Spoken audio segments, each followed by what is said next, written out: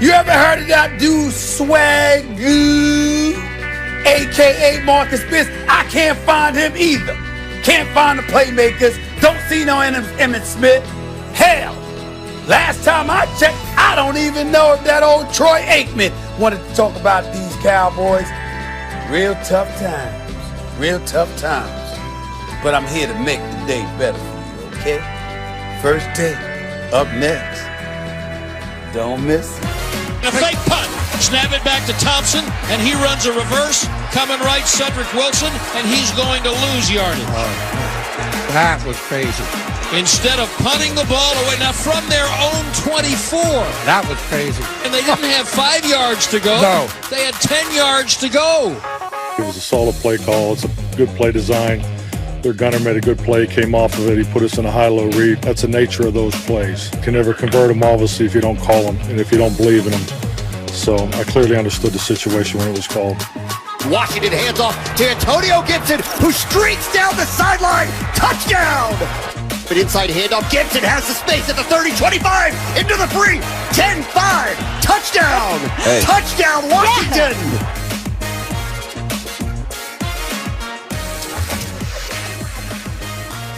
Yeah. Well. Good morning, Max Kellerman. I'm Molly Karen Rose, and it looks like Southern Steve has made an appearance for some leftovers.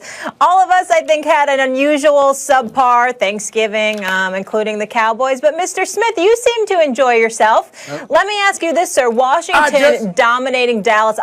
Go ahead. Go ahead, Southern Steve. I just want to say howdy. How do? I hope, Molly, you and Max had a wonderful Thanksgiving, equitable to mine, because I got to tell you something right now.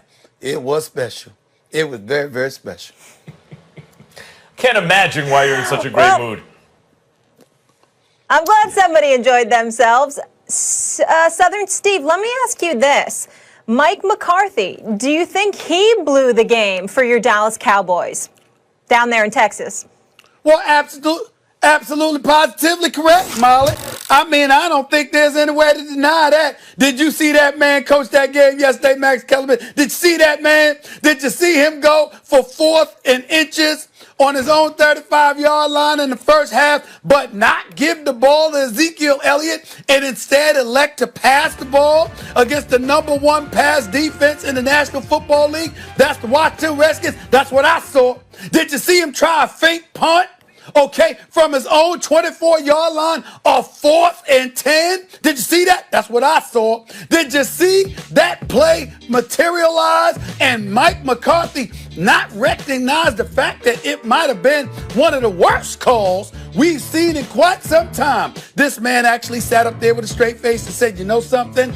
It was a good call. You understand? It was right there to be executed correctly, okay? The bottom line is this man doesn't seem to know what he's doing too often. Now, obviously, we have to look at other players. We got to look at the Ezekiel Elliott's of the world, rushing for only 32 yards on 10 carries. We got to look at him fumbling for the 6th time this year. Fumbled 5 times. Never had more than 5 fumbles. Already got 6 this season. He has clearly regressed. Did you see Andy Dalton throw that pick 6? Whole bunch of problems. But in the end, what it comes down to is that the game was right there. Right there. The Dallas Cowboys were only down 4.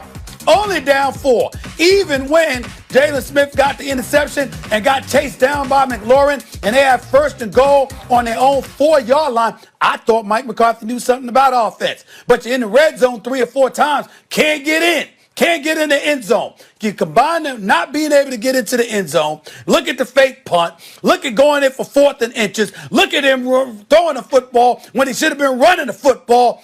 I don't think there's any doubt in our minds that Mike McCarthy has been a liability, or at the very least, especially yesterday, he was more of a liability than an asset as head coach of those Dallas Cowboys. Well, everything you said is right about Mike McCarthy.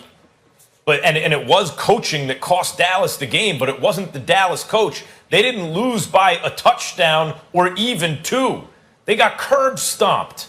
And guess who's the coach on the other sideline? Because that's the coaching that we should be talking about today. Mike McCarthy's trying to be something he's not, right? Oh, I understand the analytics now. I have to go for it more, so he goes for it. Zone 24. Ridiculous, right? But they don't call Ron Rivera Riverboat Ron for nothing, because he was doing that stuff before everyone was doing it. He and Belichick, a few others, right? That's why they call him Riverboat Ron, because he was willing to take risks. That's really who he was. But it wasn't at the expense of sound football. Rivera always has competent teams. Whether or not they always have winning seasons, so few coaches never have a losing season. But usually Carolina had winning seasons. A lot of times they were in the playoffs. They even made a run to the Super Bowl, right? Because they're soundly coached teams. Those guys are coached up. So when McLaurin goes and pulls a DK Metcalf, right, chasing down the defensive player who's streaking toward the end zone on what should be a pick six. When he makes a play like that, when you see that all over the field, guys doing that little bit of extra, it's because they're well coached. It's because they're motivated. It's because in a season that looked lost, right, with Alex Smith, who was going to retire, everyone just assumed he was gone because he had taken such a beating, really, is coming back now and he's under center. That guy is your quarterback. The season's lost, except it's not. And that's the mark of a really competent coach. By the way, Washington tried their own trick play. And now, he has a much better sense than McCarthy of when to do it. Ain't going to be from his own 24 on fourth down. But it's not like he wasn't pulling stuff like that, too. So all the focus today is going to be on McCarthy and his mistakes. They put up 40. They only gave up 16. And Ron Rivera has a lot to do with that. Max Kellerman, I got to tell you something, buddy. You're a kind soul, and that's what this is about. You're being entirely kind to that Washington team that doesn't have football name. And I know where you're going with this, Max Kellerman. I know where you're going with this. You want to tell me why? You want me to tell you why you're so kind? Because they're no longer the Redskins. A matter of fact, they've been so ashamed of themselves, they won't even give themselves a damn name. They're the Washington team. They won't even let us know whether they're from D.C. or the Pacific Northwest, let alone give themselves an actual name. They don't have a mascot. They don't have anything going on right now. So you're probably proud of them, and you're happy about them. And because of that, you want to give them a pass. I understand. I understand, Max Kellerman. I understand. But here's the reality of the situation. Brother. When you look at Alex Smith, Max Kellerman, he threw for 149 yards. Is that something to write about? No. 115 yards rushing on 20 carries by Antonio Gibson. It's a good day. No question about it. But is it knock your socks off like a Derrick Henry performance? No, it isn't. Okay? When you look at their offensive performance overall, ain't nothing to write home about. That defense is something special now. That defense is something special. We got to look out for them. With Montez Sweat and all of these brothers, we got to give respect where respect is due. But when you look at what Mike McCarthy did, talk about bringing Christmas to Dallas a month early. He was handing out gifts all night long. The 4th and inches, the fake punt, the fumble by Ezekiel Elliott, Andy Dalton with a pick six. How about going for the 4th and inches and not running the damn football when you got a $90 million running back, okay? But instead, choosing the path. I gave you 5 things off the top of my head right there that shows that's about coaching. That was about the coaching on the Dallas Cowboys side, not the Washington football team. And as a result, Max, that's why we're sitting here today talking about these boys, because that's how pathetic they were. I feel sorry for the Cowboys as an organization. Jerry Jones didn't make the right call. Stephen Jones didn't make the right call. Mike McCarthy's not the man for that job. But I am very happy for what the Cowboy fan is going through this morning. They are so miserable right now. They're hiding from me, Max. I can't find them. Oh, by the way, Max, did you know that playmaker called me about an hour ago? He was hiding for 12 hours, but he called me about an hour ago, Max, and he sat up there and tried. And you know what he tried to do, Max Kellerman? That old playmaker, Michael Irvin? You know what he tried to do? He said COVID-19, the coronavirus pandemic, and the way it has ravaged this nation and this world, it is apropos that has happened with the Cowboys. So he's trying to use it as an excuse and trying to hide beneath that. to point out their ineptitude. That's how pathetic the Cowboy fans Look, are. Floor is yours, buddy. I can't argue with the points you're making about Mike McCarthy from yesterday. Your $90 million running back, give him the ball on 4th and 1. Duh. Try a quarterback sneak, maybe, right? That's the actually most efficient thing you can do in a short yardage situation. A quarterback sneak. Yeah. From a guy like who's done it before, a guy who came into the league as a pretty fast quarterback. Like, there are a million things you can do, and Mike McCarthy did, and even him claiming, hey, if it works, it's good. I'm not going to second guess the negative outcome from your own 24. Of course, I can't argue against Mike McCarthy's bungling yesterday.